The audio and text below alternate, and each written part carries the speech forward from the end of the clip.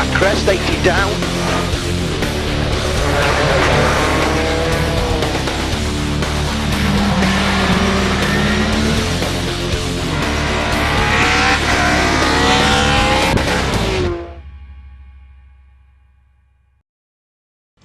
Hello and a warm welcome to the borders of Scotland for the 2010 Jim Clark National Rally. On the Friday evening, the crews take part in a ceremonial start here in the town centre before entering the streets of Duns for the start of the first stage.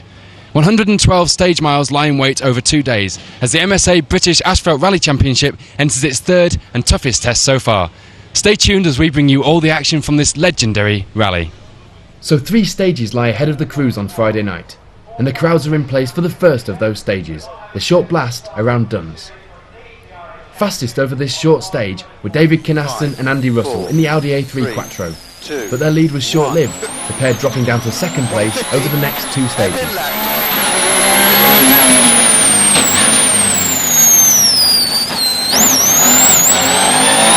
Flat left 100 to turn square right over cobbles. 100 over bump. 50 and K left and right 3 over roundabout. Through gap and right 3 over roundabout. Extended. 200 flat left.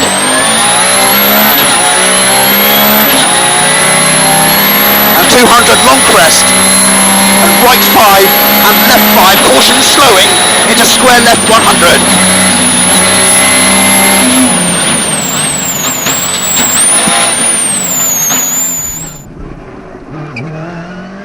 Leapfrogging the Audi pair to take the lead of the event with a flying time over the notorious Abbey St Bathans stage were Andy Fenwick and Lee Tyndall. It's no secret that Andy loves this stage and he's always quick. Just look at the commitment here from on board the ex-Richard Burns Subaru Impreza World Rally car. We join the action halfway round the stage.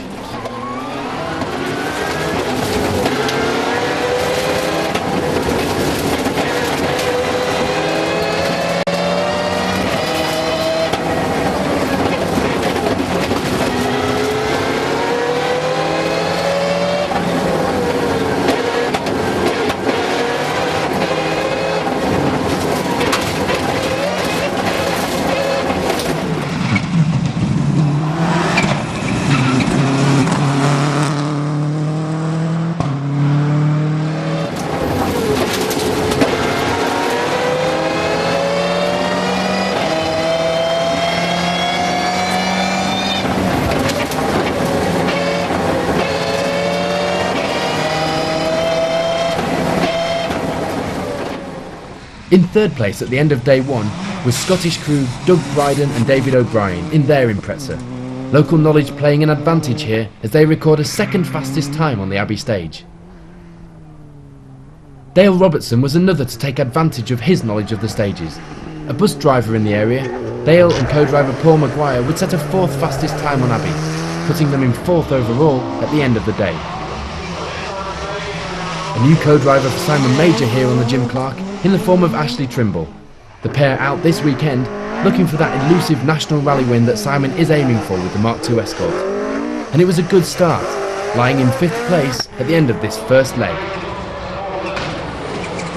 Current championship leaders John Stone and Lee Carter were showing some good early pace. Second fastest on the opening Duns stage, but some slower times on the following stages would only be good enough for 6th place. Still, a strong overnight position, though ready for an attack on day 2. Testing out some new parts on the car ahead of this year's Tour of Mull, Callum and Ian Duffy were enjoying the Scottish border lanes, and with the Abbey stage similar to the roads on the island of Mull, the pair set an 8th fastest time over the stage, ending day 1 in 7th overall. Michael Glendinning and Andrew Roughhead had been setting some good times in their Impreza, and ended the day 42 seconds off the lead in 8th place.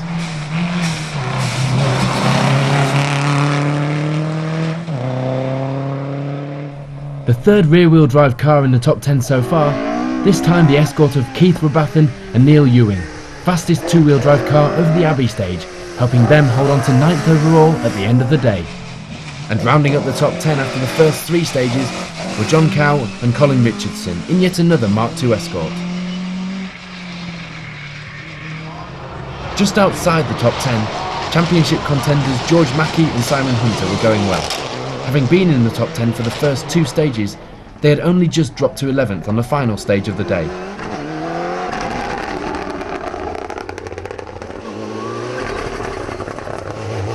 For Damien Cole and Craig Drew, it would be another frustrating start to the event though, with the car suffering problems from the very first stage. Stuck in 6th gear, they were forced to crawl through the stage at little more than road speed, but by using the manual shift on the Focus for the following stages, they managed to claw their way back up to 12th place. The rest of the event was still in question, as the team frantically tried to repair the problem back at the Parc Fermé service. Damien, we saw you in the first stage. It wasn't looking too healthy, the car. How's it gone since then?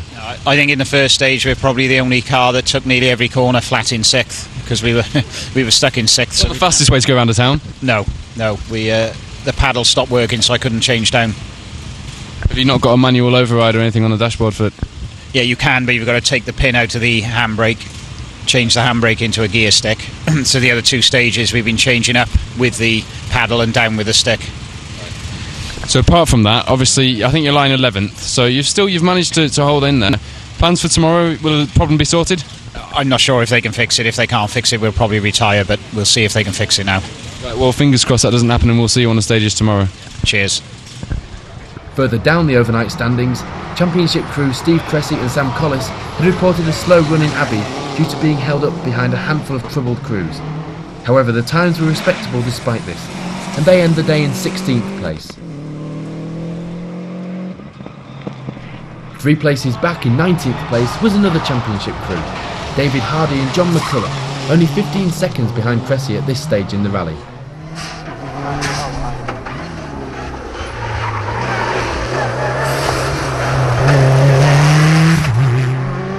A notable omission from the results at this stage was Mark Jasper. Hiring a Hyundai Accent World Rally car for the event, he was hoping for a good result. Sadly though, a puncture in stage 2 ended with the tyre shredding and breaking a belt off the engine, forcing him to stop in stage and retire. The incident seen here from on board with Craig Jose and Nigel Hewitt. Pass left, pass sign, 100 down.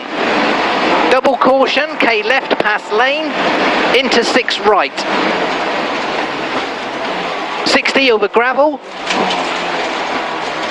Caution, medium right over bumper dip, and medium right long, 60. To K left, and fast right.